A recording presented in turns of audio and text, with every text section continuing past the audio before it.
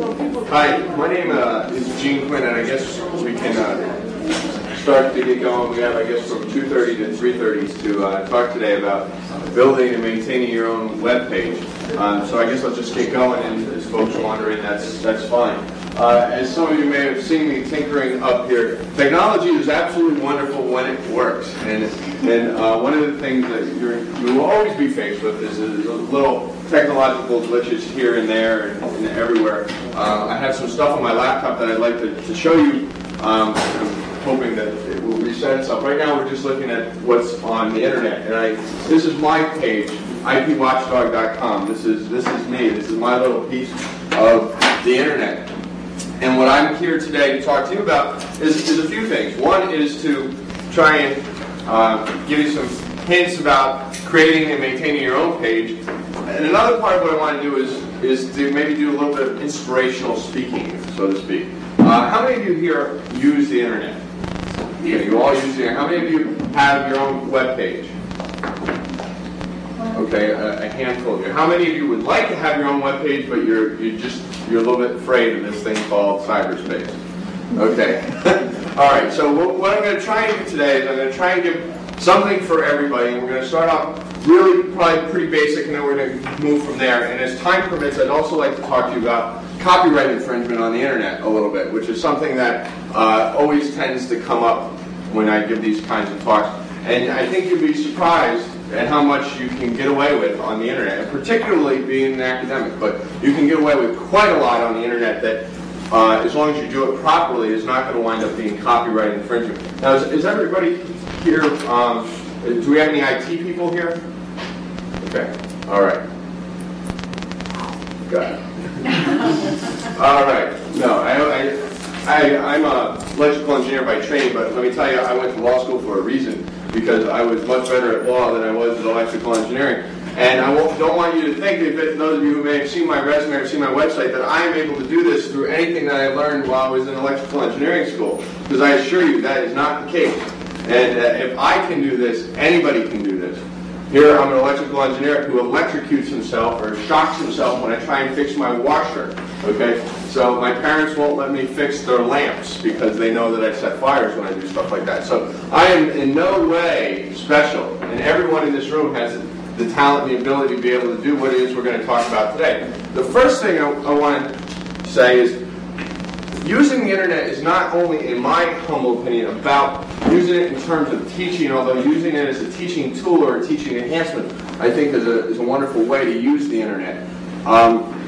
I think that sometimes we as academics kind of forget the fact that we are not only trying to teach, but to a certain extent we're trying to sell ourselves, and we're trying to sell our institution, and we're trying to make the place a better experience for our students. And one of the ways that we can do that, one of the ways that we can help ourselves and also help our institution, is by becoming a known expert in a certain particular area. And I'm not saying anything that you guys don't already know.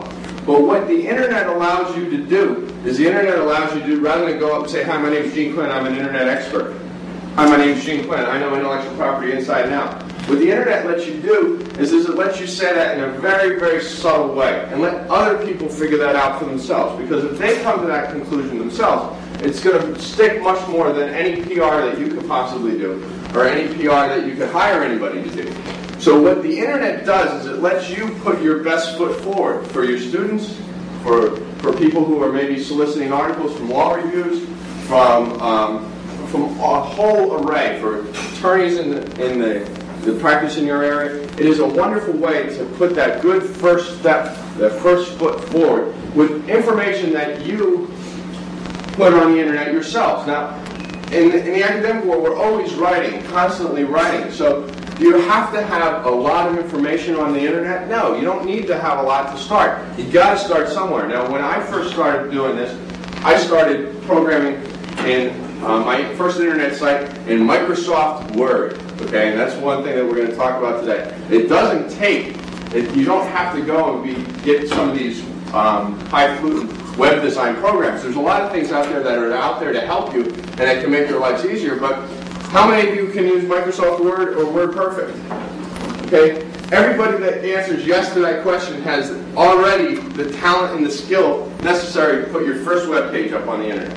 Okay? It is that simple, and we got to start somewhere so we can start talking about it from there. Now, what do you put up on the internet? You say, yes, I want to put something up on the internet. Well, what are you going to put up on the internet? How many of you type up your own notes, or you do research, or you'll be reading a case and you can cut and paste out of Westlaw, or you download some stuff off the internet and you type up. I know I'm always constantly before class. One of the ways that I prepare for class is I will type up my own kind of personal notes, and it'll only maybe be a couple paragraphs. It might only maybe sometimes I'll handwrite it out. But that type of stuff is great on the internet, because what the internet is all about. The internet is about two things. One, tremendous amount of bulk information, and two, it's also about these quick little snippets. Because when you're doing something on the internet, you always want to constantly give the person who's seeing the page, reading the internet page, the option to read as much or as little as he or she wants. Okay, and you kind of do it in small bursts. So if you have a couple paragraphs that you've written about a case, like, and say you teach employment law, and there's the latest Supreme Court cases of interest to you. So what you do is you read it, and then you write 2 or 3 sentences about that, or 2 or 3 paragraphs about the case, explaining what the court did, maybe the procedural history, and then you say that case can be found at, and you give a hyperlink. And you put it up on the internet. Have you done a good service? Yeah, what the internet is about free information. People like you and I who enjoy computers, enjoy teaching, and have a particular niche interest about putting information up on the internet for free that's readily accessible by others, and particularly readily accessible by our students, because increasingly, I think we could all agree, we're seeing more and more sophisticated students in terms of computer use coming through the doors. And a lot of the students, if you have your own website, they're going to look at your website. I mean, they're going to look at it the same way that a lot of them, if they know that we published an article, they're going to go and they're going to read the article or whatnot. But on the internet, it gives you the ability to put that information out there and give the students the ability not only to learn about those 2 or 3 paragraphs that you've written, but the ability to, if they're interested, to follow any number of different leads and hyperlinks that you put up there for cases that they may enjoy reading, or that they may find useful, they find as a resource. So that's, to me, what the power of the internet is for us, is using it to teach, using it to enhance the teaching that we do, and using it to promote ourselves in our universities and our schools. Because since I've been doing IPWatchdog.com since I put it up first in, I think it was the fall of 1999. And I've got people from all over the world that hit it, from Sweden and Italy and all over America, and all the students from the law firms that I work at, they tell people about. So we're driving a whole lot of people to this website. I mean, I'm not Yahoo and I'm not Amazon.com, that's for sure. But the word is getting out. I mean, would I have gotten an invitation to speak at the CALI conference had it not been for something like this? And I guarantee you that if you look at the conferences I have spoke at, I wouldn't have half of those opportunities if it wasn't for something like this.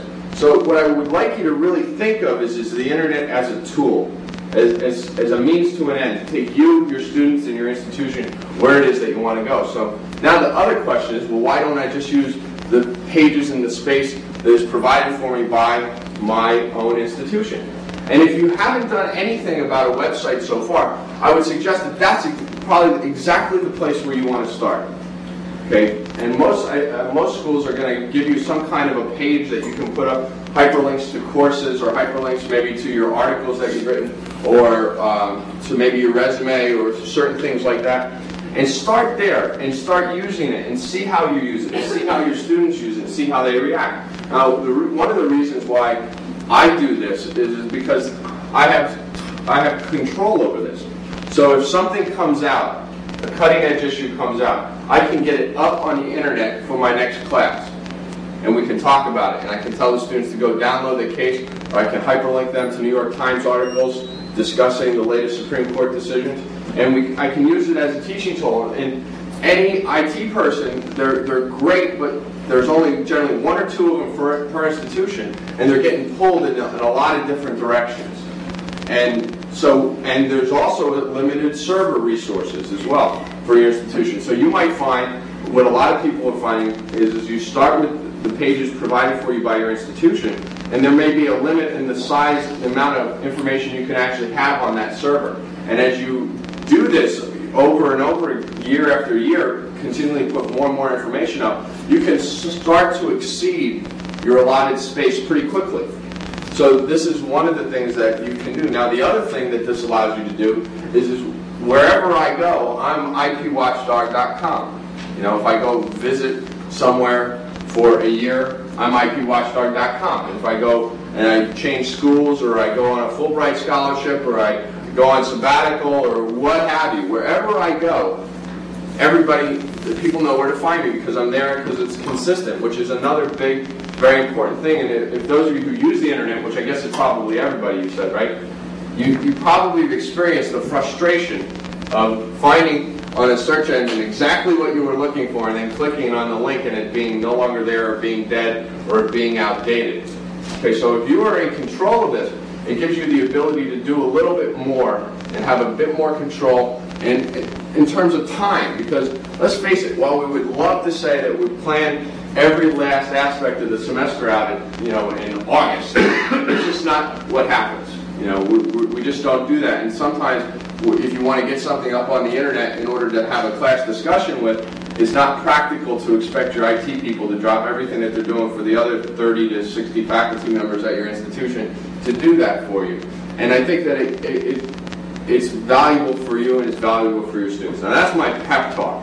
Okay, now what I'd like to do is I'd like to take a step back and at the very beginning and start at a very basic level about how it is, and we're going to talk a little bit about some of the mechanics about how we can do this. Let me just see if my laptop is cooperating. No, it's not. Okay.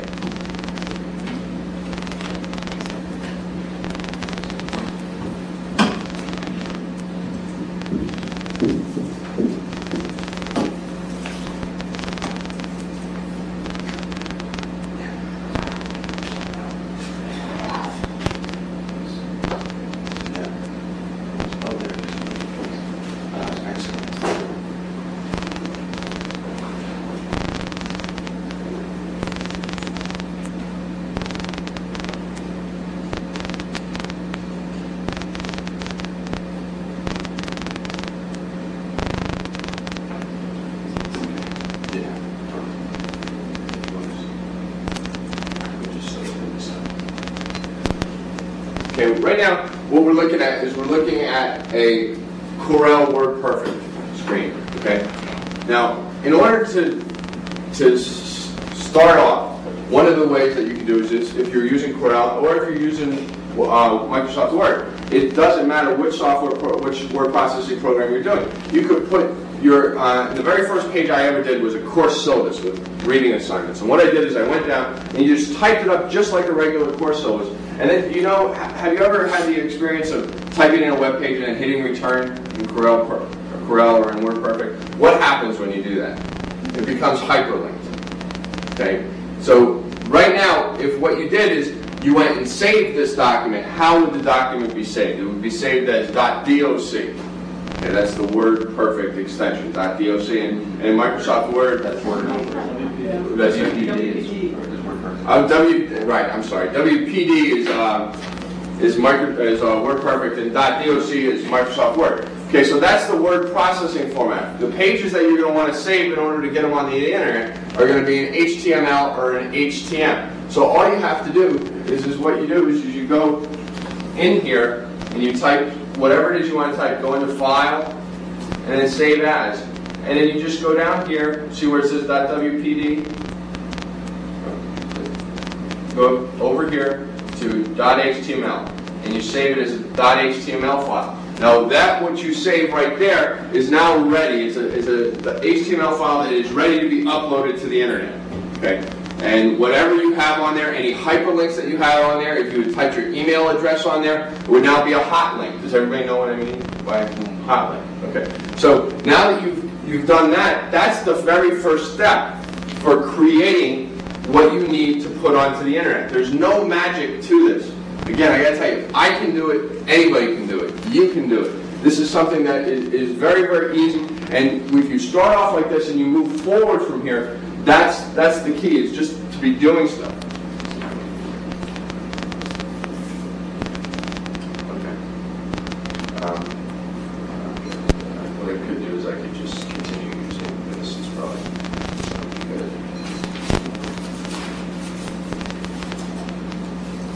All right. Right here, what I've done is I've created, and if you're interested in what we're talking about here today, I've created a resource page on my website. It's ipwatchdog.com/CALI2001.html. Now, what we have up here is I have some resources in order for you to be able to start doing what we're talking about today. Okay, I'll just use this. Okay. Can you tell us what's going wrong? So, because if something is going wrong, With that and this. from our teaching. Oh, here it is. You mean in terms of this technology? Yes. Okay. I don't teach here, so I don't know exactly the computer system. And the big thing is just compatibility and coming in and plugging in. And every once in a while, I'm not used to using this system. This is for me a high-tech law school, so I'm not used to using this. So it's each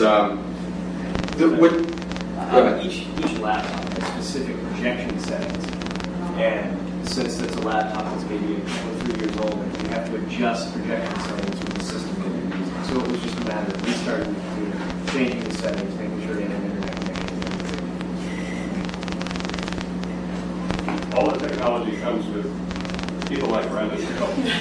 right. I mean, if you don't have a good IT person, you are really behind the 8 ball, because they can fix everything that you do that's wrong. At least in my experience, they're wonderful people to have on your side. Now, this page here, one of the things that we talked about, I know we just talked a little bit about how do you make your first page, but I got a little bit ahead of myself, because what you're going to, if you're going to want to go this route, and you're going to want to actually get your own web page and your own sort of like a vanity name to it, whether it's yourlastname.com or professorsmith.com or whatever, you're going to have to first obtain the domain name.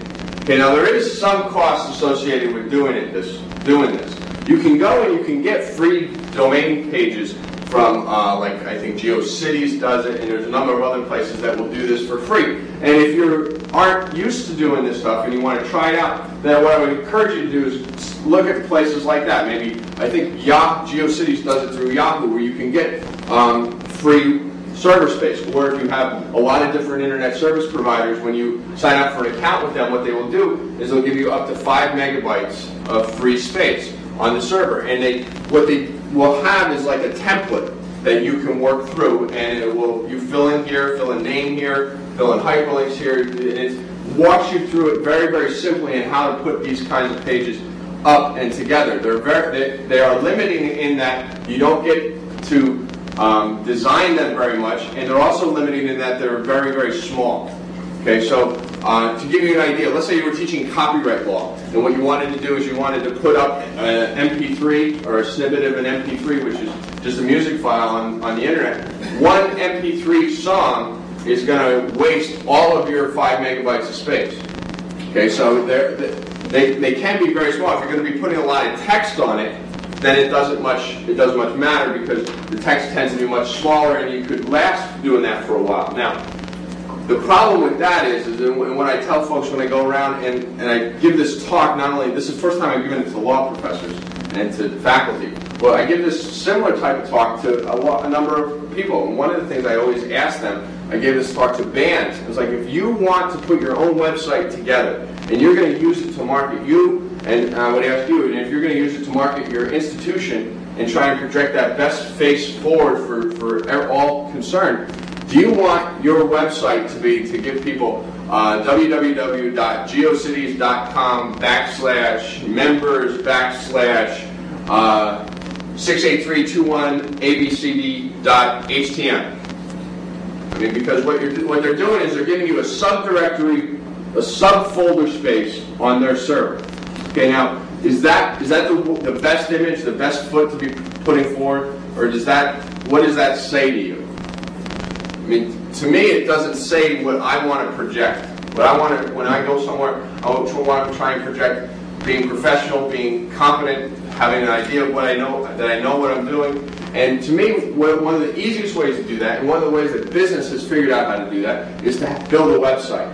Okay, because for very little investment, and if you have a lot of time on your hands, or you want to, over the summer, try and do something like this, and you want to play around with it, you can get software, and I'll tell you, suggest some software packages. One for $70 you can buy. It was, so what you see is what you get website development software program. And what you do is it has templates, all kinds of templates. And then you build your website, and then you can put it up onto the internet. And in order to get the domain name, it's going to be $35 a year. And if you want to find somebody to host it for you, you can get it probably anywhere from, I would say, around $20 a month is going to be fairly standard. So there is some investment in doing this. But I think that the investment will pay off and it's worthwhile. So if you want to get this software for yourself, there's $70. The domain name for 1 year is $35, and $20 a month in order to host it is $240, right? I guess. So you're looking at around $350 over the course of 1 year, plus your time in order to do this. And so for my money, I think that this is a very good way to get going. Now, if you're going to go this way, you got to get a domain name. Now, where do you go to get the domain name? You can go to networksolutions.com, or you can go to registrar.com. Now let me take a step back. Am I going too fast or too slow or just right? Fine. Fine? Okay. All right. You said registrar and have registered, which is correct. Well, I'm from Jersey, so it's register.com. I'm sorry. Sometimes when I get excited that some of my R's kind of slip, among other things. And what I've done is I've hyperlinked these things. So if you want to go to my page, you can just go to the page and you find. And what I always use register.com. I just prefer them. And what you do right here is in this box right here, you just type the domain name that you want to acquire. Now, some of the really, really good ones are probably already gone.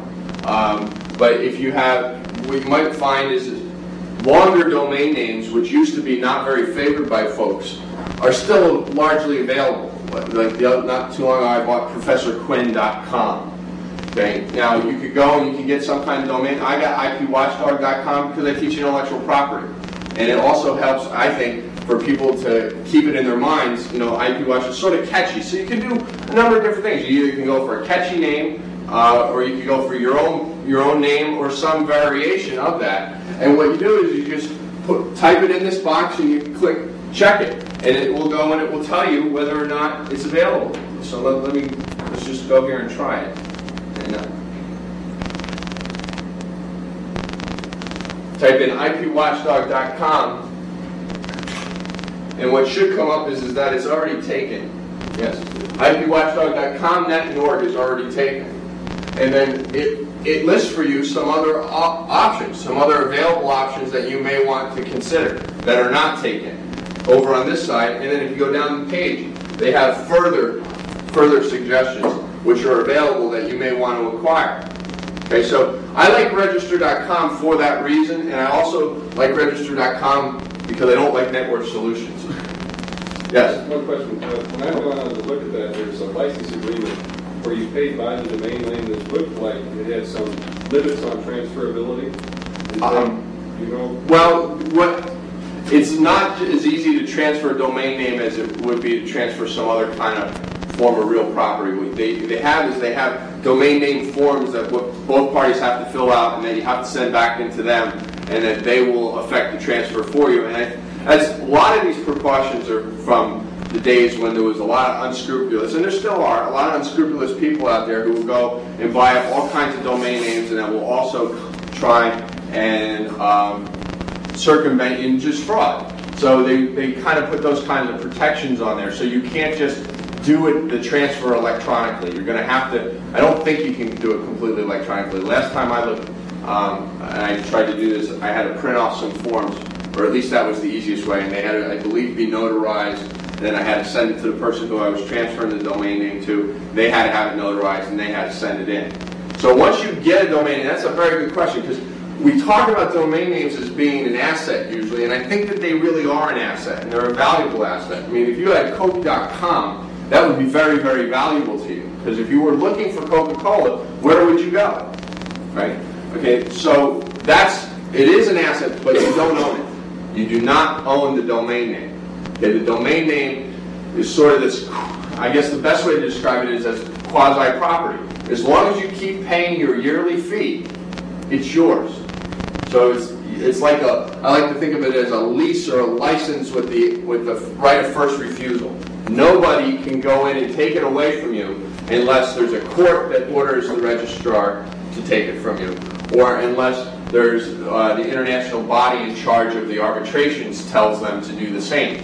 So they can't just go in and take it away. And one of the things that has started to happen too with Registrar.com, which is also nice, is you can sign up for 1 year at $35, or you can sign up for 10 years, or any length in between.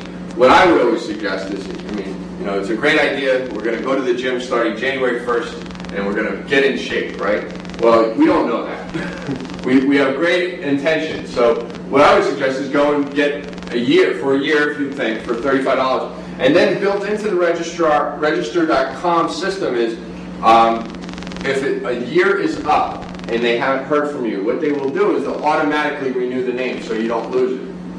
And then what they'll do is they'll send you an email saying, we automatically renewed your name because we didn't hear from you and we didn't want you to take the chance of losing it. If you do not want it renewed, go to this page and click cancel.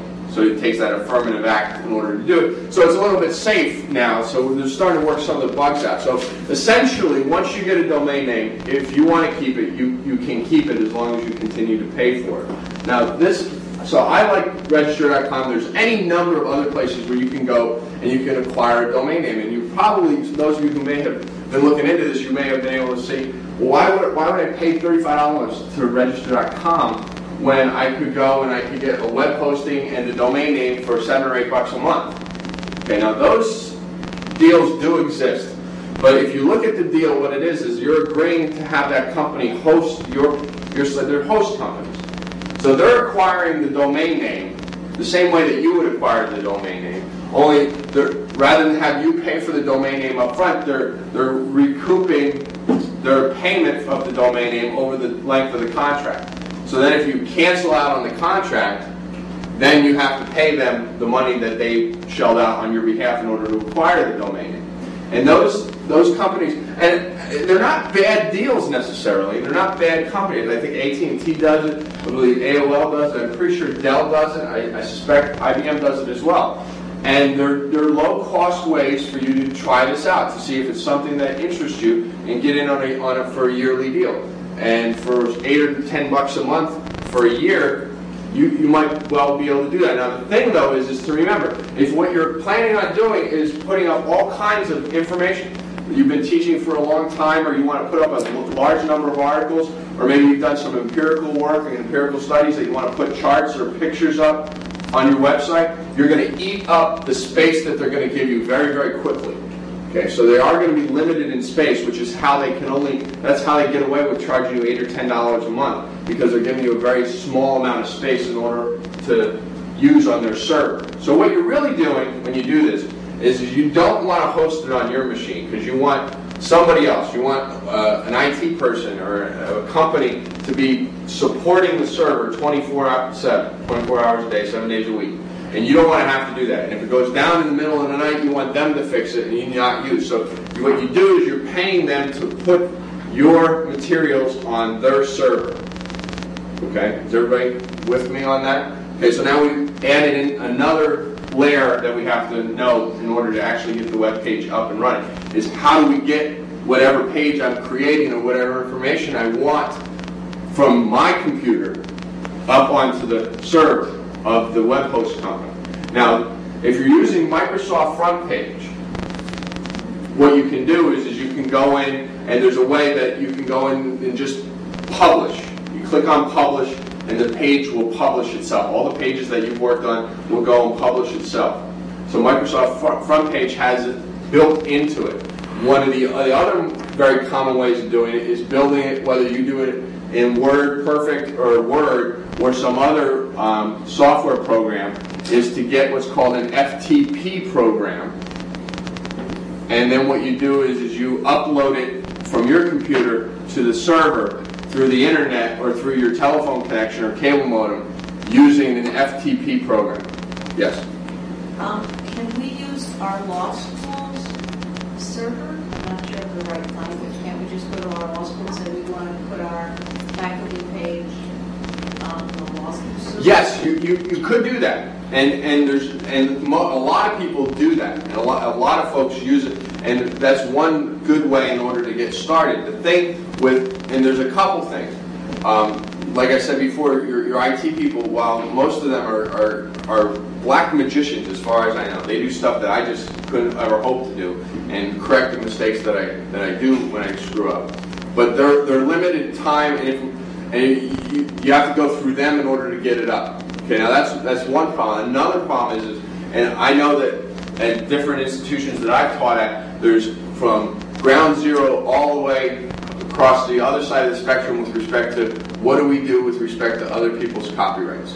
Okay, now there's the completely laissez-faire attitude, which is, I don't care, we'll do what we want, and then we're not going to try and willfully infringe anybody, but we're going to go and we're going to make aggressive use of our First Amendment rights and our fair use rights under the Copyright Act to teach.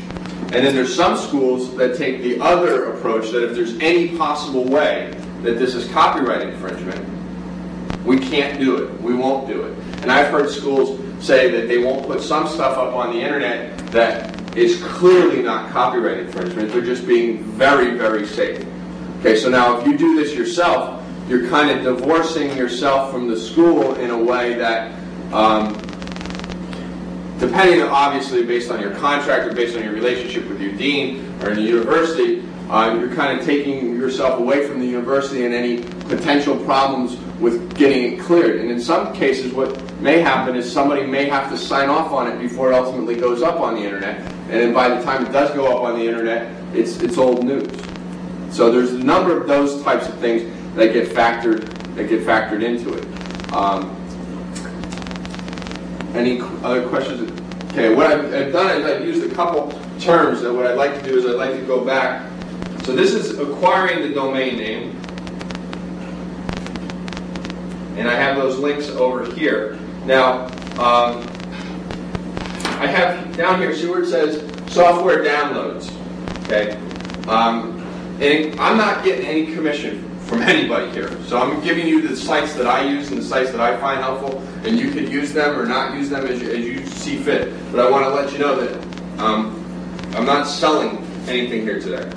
Why do you like CNET? You go to CNET, and what you can do on CNET is you can search for all kinds of different software. They have MP3 software, games, business software, desktop, internet connections, web authoring software. And what's wonderful about CNET is sort of like an internet index. What they do is they index all kinds of different high-tech company sites.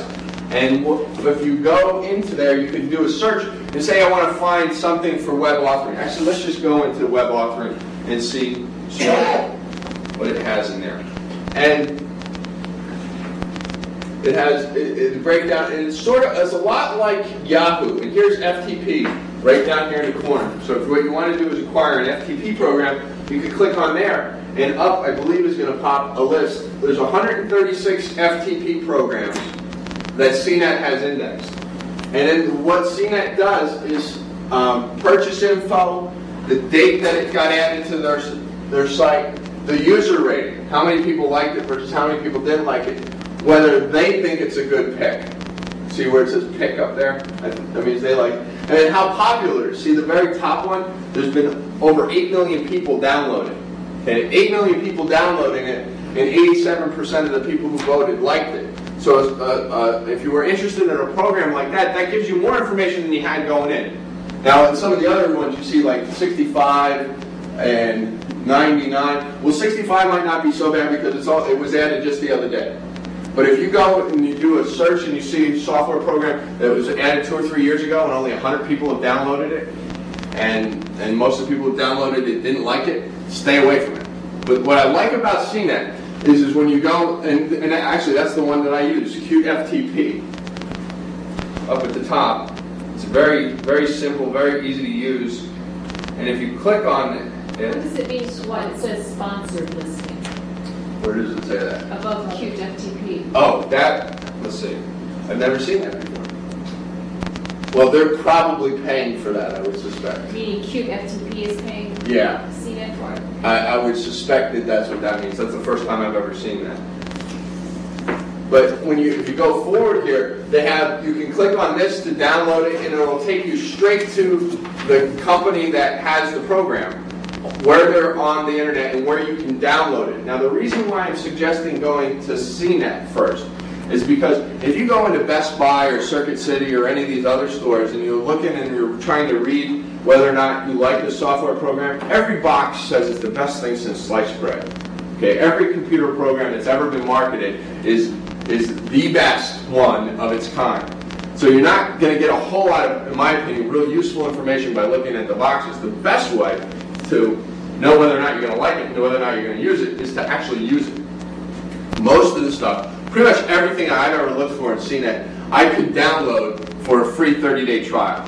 Okay, now it will be a trial version, which may mean that some of the features are going to be disabled because the software companies can't give it away to you on the honor system. They tried that before, and that didn't really work out all that well. But they also realized that you need to know whether it works, whether you like it, whether you can use it, and maybe even more importantly, whether or not it's compatible with your machine. Because there's always going to be some incompatibility problems with some software, and it may not work on your machine. So you can download it, try it for 30 days, and if you like it, then you pay a licensing fee, and you get the whole program. You can either download it, or they'll send you a disc in the mail with all the registration kits and everything. So if you're going to use any software, or you're thinking about doing this and you want to use some web authoring software, or you want to try one of these FTP programs, what I would suggest is go to CNET, download them, see if they work, see if you like them, because we all have preferences. Some of us like WordPerfect and some of us like Microsoft Word.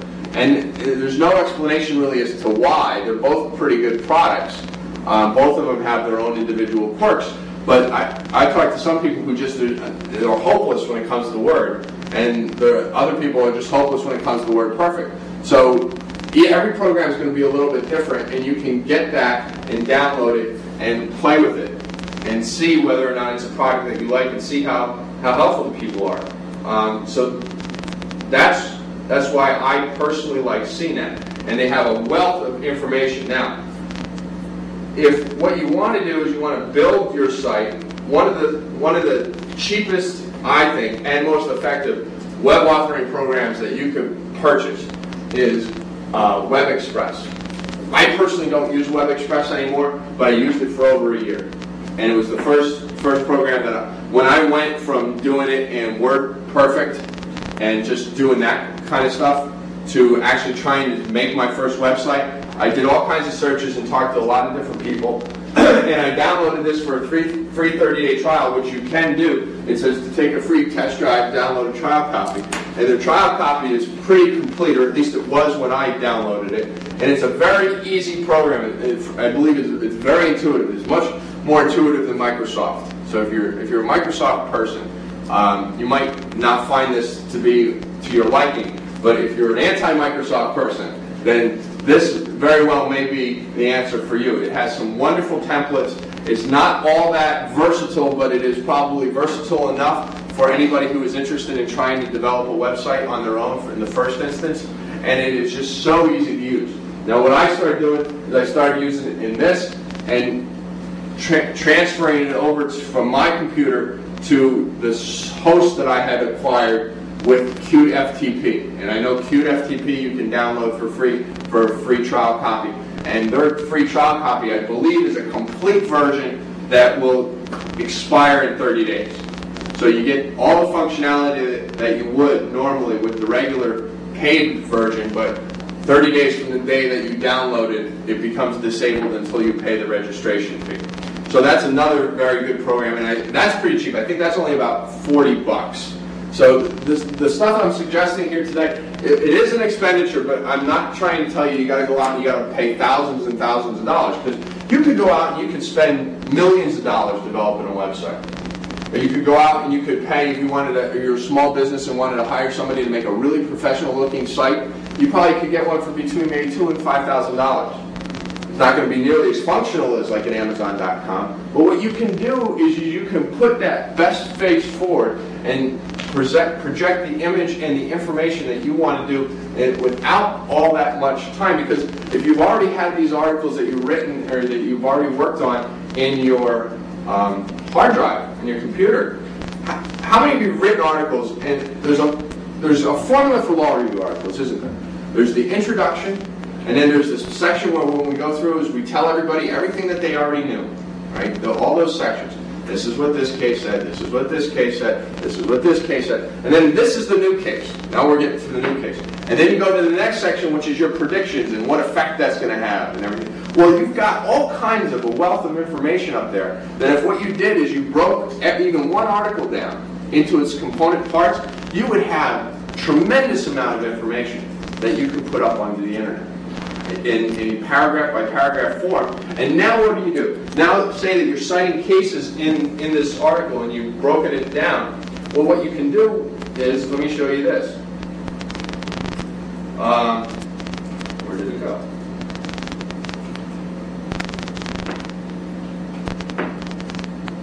I did not put it here. What I'm going to do is I'm going to type in www.findlaw.com. Have any of you used findlaw.com? Okay, FindLaw is a pretty good resource, and it has right here. There's two things I want to show you. They have a legal topics index here, and if you go in there, what you're going to see is you're going to see all kinds of legal topics here, right? Okay, so let's say I'm interested in intellectual property. Now that I got this working, let me also do this. I'm going to open WordPerfect. You all, I'm guessing, you know how to go back and forth with the screen on the bottom from screen to screen. So let's go up here to the address. You click once on the address box and it highlights it. Control-C copies it, the same as a word processor. Click on WordPerfect document, Control-V pastes it, hit return, and now it's hyperlinked. Okay, what you've done is with all the same skills that you knew how to access the internet, with all the same skills that you know how to use to word process documents, now you can make a whole list here. And what you can do is you could go up there, and the address for that is FindLaw intellectual property page. And you can put it right there. And you could, and as you see, what you could do is you could either just have it hyperlinked and delete the address altogether, because now the FindLaw intellectual property page is already hyperlinked. Or you could unhyperlink the writing and keep the HTTP hyperlink there, and it's very easy to get going. And then what you wanted to do is save this page, go into File, Save As, and then you just give it a name, example, and then you go down to File Type, and you go up to HTML, and click Save. And now I believe I put that on my desktop. No, I did not. Well, wherever I put it, it's in there, and it's an internet. Now it's an HTML page. And I know that this is very basic for some of you. Oh, there it is. And I apologize for that, but I want to make sure that everybody can see that this is not rocket science. And Are you using there's the page that I just saved. Okay. FTP to send that somewhere? No, I'm not. It's residing on my hard drive. No, I understand. Right. If you want to create your webpage. If I wanted to create my webpage, what I would do, see now, if you have this page, let me show you Qt FTP. You just click on open the Qt FTP program just like you would open any other program, and here it comes up. And now what you do is go into File, Site Manager. Okay, now here's a number of pages that I work on and that I do. And IP Watchdog is highlighted. Now what you're going to do, when you get your host, when you sign up for a host, they're going to give you this other information. Well, the label is whatever you pick. Your FTP host address, that's the address that you are sending from your computer to their computer. So they will tell you that. Your FTP username, they also tell you that. You just type it in. Your password, they may let you choose it, or they may assign it to you, or they may assign it to you initially and let you change it. It really varies. And you just type that in, and this site will tell you which connection port, and you're in business. Now, if what you want to do is you want to connect, all you do is you come down here, right here like this, and you click on Connect. And now what it's doing is it's going to connect. And it's connected much faster than it was just a few minutes ago. Now what's going to pop up over here are all the files that I have on that server. Okay, now like everything else in life, what you can do is, let's say I want to delete something from this side. Well, let me go down and I'll delete that.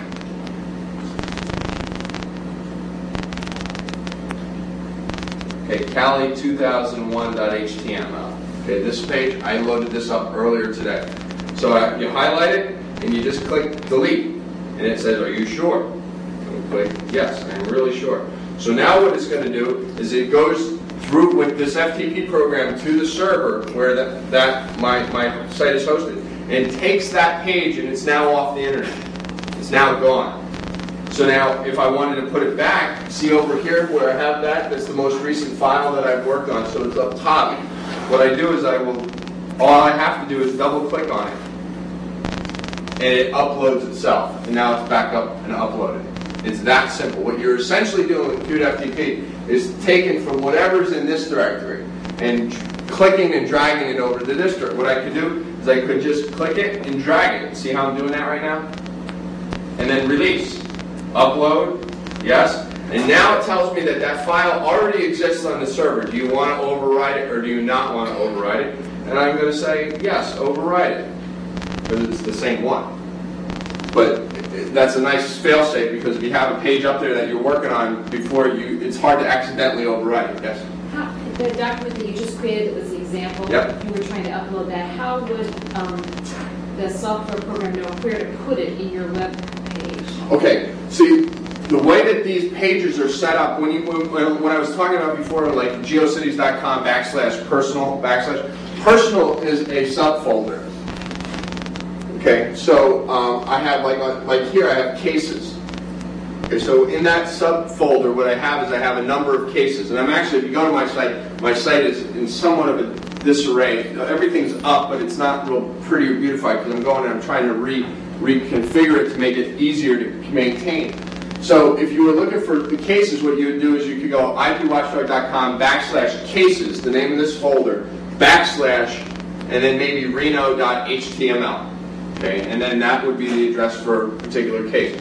So what you can do is, and what I could do here is, let's see, the cases, there's not much in it. I could highlight that whole folder and drag that whole folder over here, and ask me if I want to upload it. And now what it's going to do is it's going to go and it's going to upload every case, everything that's in that folder. And the things that are already in there are already on the server, so it asks me, do you want to override it? So it's just the same way. If you're familiar with Windows, that's one of the nice things about the QFTP is it's very easy. It's just like maintaining Windows. It's like taking from one personal folder to another folder on your hard drive. So, sorry, but you're sending this to some host that you pay $20 a month. Yes. Who's your host? We'll get to that in 1 second. Does that mean you have to be able to support the long name? If your word processor has to support long name Files then, right?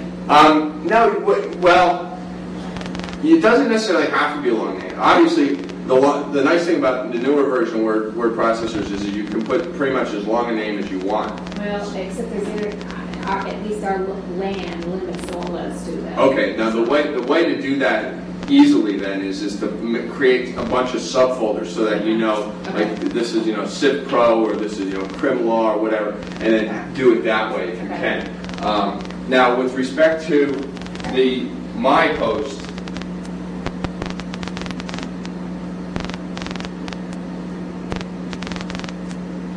and before I get there, let me just tell you this real quick. This is Find Law, Laws, Cases, and Code. If you go there, that's the other part of Find Law that's really, really wonderful. And you go here, and it has a list of all kinds of great stuff. Codes and constitutions, the U.S. Constitution, U.S. Code, case law, a Supreme Court website, the links to all the circuit courts. And these are all on Find Law. They're all on Find Law. So if you're searching for them and you find a case, what you can do is Find Law is sort of like a one-stop shop. Because once you're there, you can find all kinds of wonderful information. So I really like that page in Find Law. Now there's another page I wanted to show you about. And I have, in my law library, I have links to a whole bunch of stuff. And to the extent that any of you want to look around my page, feel free to take and use whatever it is that you want. And any links or anything that you want to use. It's mostly intellectual property and internet law, but my law library is much broader. I have all kinds of federal links, all kinds of state links, all kinds of court links. So feel free to use it and use it however you want. There's a lot of good information freely available on the internet. But now, if you go back here, I have on this page a link to high-speed technologies somewhere. There it is. High-speed technologies. These are the people that host my site. Now, let me tell you about high speed. Right now, they're not on my favorite list. Okay, but every June they go and they update their computers and their servers and everything. So every June we have tremendous email problems and we have server down type stuff. And then once they get it all worked out, then they're great. They're one of the better people that I've seen on the internet.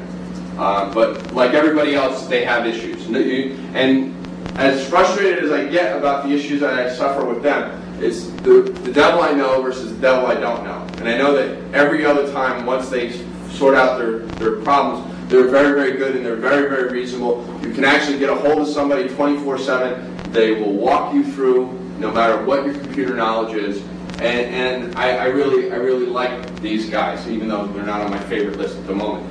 There's all kinds of these people out there. There's people in every state. You can get, like I said, AT&T and I believe Dell and I'm not sure Microsoft does it, but AT&T, AOL, Dell, all these people who've got web hosting capabilities on top of a lot of times your local internet service provider will have web hosting capabilities as well that you can go and use. So there's no magic to who you use. Yes? Is high speed and ISP? No, they are not. They are strictly web hosting. Now the difference between an internet service and web hosting is if you have like Earthlink or Roadrunner or MSN, that's your internet service provider. That's the way you get onto the internet personally. So you're going to generally with these companies need to be able to get onto the internet and have access to this internet highway so that you can upload files. And then you will need somebody that can, what they do is they will have server space for you that they maintain that will keep your files on their server and accessible over the internet. Now you can get both of those functions sometimes from the same people. Now I've started with high speed and I've liked them up until now, so I haven't gone anywhere else. So they're really my only experience.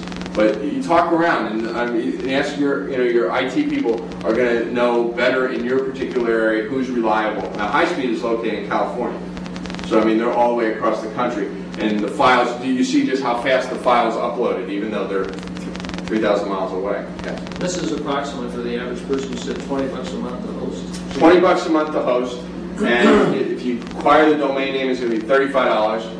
If you want to get the software, I said is $70. So it is an investment, but it's going to be a limited amount. It's like probably $350 to $400. If you buy the FTP program to upload it, I think you're looking at around a $400 one-year investment. So I don't know whether you can use that. Your faculty development money depends upon obviously the school you're at, but sometimes you could use things like that because this really does help you. Now the other thing that I wanted to mention to you too is what you can do, and this again is an extra added expense, and this may be something that you don't want to do. I did it and then I stopped doing it because my students just weren't using it. Is iDepth. What these people do is they put, you can have a bulletin board or any number of bulletin boards, web boards where they can post questions or you can post questions to the class and you can have threads going. Now they charge, I think, $10 a month. Now when I was at institutions where there was a bunch of people using it, I didn't mind spending the other $10 a month out of my faculty development money because you can get some really good discussions. Or you throw up what I did when I was teaching internet law. We're always constantly reading cases and reading news articles about what's happening. So if I saw a news article, I'd post it up there, and then you would see everybody read it and comment on it, and the class discussions would be going back and forth. So it's something to think about. It's, again, an extra added expense. You can start off for $8 or $9 a month, and then you could go up from there. And even for us, for our purposes, if you're doing the Cadillac model and you have something like this, your investment is probably going to be limited to $500 or $600 a year. Start small, work forward, but do it. And the thing that I would encourage you to think about is, why are children so good at these computers? Have you ever asked yourself that? Because they have no fear. They don't care if they break it. Because if it breaks, somebody else is going to fix it for them, right? So they don't. So what they do is they're constantly pushing the envelope and constantly trying to find new ways to do exciting things. Now, your IT people probably won't want me to tell you this, but honestly, it's hard to really screw up a computer. I mean, you could to really screw it up. It's easy to mess it up so that you can't use it without getting somebody's help. But it's hard to really screw it up to the point where you can't use it and you've done something majorly wrong with it. Now, hopefully armed with that knowledge, what I'd like you to do is think about playing around with the computer and trying to use it and trying to employ it in your classroom teaching and not be afraid of it. Because if you're afraid of it, then you're never going to use it. And the students that we're seeing are increasingly using computers. And if we can reach them with the technology that they are familiar with and comfortable with, I think it's something that we should all really think about using more and more in the classroom. Now, I appreciate your patience, and I know I've bored some of you to death, and I know I may have talked over other heads. Please feel free to email me with any questions that you have, and I'll try and get back to you as quickly as I possibly can. I'll be back in Florida on Sunday, so I will have email access once again reliably then. So please feel free to email me questions. On the CALI 2001.htm page, there's also a link for copyright. Just, I know I'm over. One word, one statement about hyperlinking, don't worry about it. Hyperlinking is not a problem. You can, as long as you're not if you're hyperlinking to something that you know is illegally on the internet, that's a problem. Anything short of that is not a problem whatsoever, and that's a good basic rule. Now, what if you go and you copy a New York Times article and put it on the internet? That's the same thing as copying it and handing it out on the street corner. So link, don't copy.